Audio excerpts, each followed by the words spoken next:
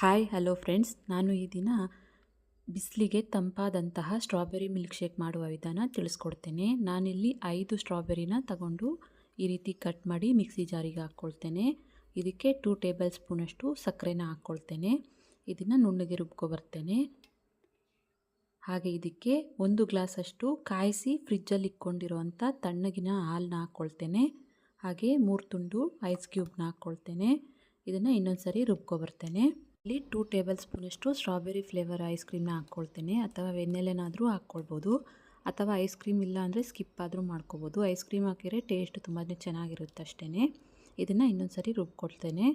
ನೋಡಿ, strawberry milk shake ready ಆಯಿತು. ಗ್ಲಾಸ್ಗೆ serve ಮಾಡ್ತೇನೆ. ಮೇಲೆ ಸ್ವಲ್ಪ ಐಸ್ ಕ್ರೀಮ್ನ ಹಾಕ್ಕೊಳ್ತೇನೆ ಚೆನ್ನಾಗಿ ಕಾಣಲಿ ಅಂತ. ನೋಡಿ, ಸ್ಟ್ರಾಬೆರಿ ಮಿಲ್ಕ್ ಶೇಕ್ ರೆಡಿ ಆಯಿತು. ಈ ರೆಸಿಪಿ ನಿಮಗೆ ಇಷ್ಟ ಆಗಿದೆ ಅಂದ್ಕೊಳ್ತೇನೆ. ಇಷ್ಟ ಆದಲ್ಲಿ ನನ್ನ ಚಾನಲ್ಗೆ ಸಬ್ಸ್ಕ್ರೈಬ್ ಮಾಡ್ಕೊಳ್ಳಿ, ಲೈಕ್ ಮಾಡಿ, ಶೇರ್ ಮಾಡಿ.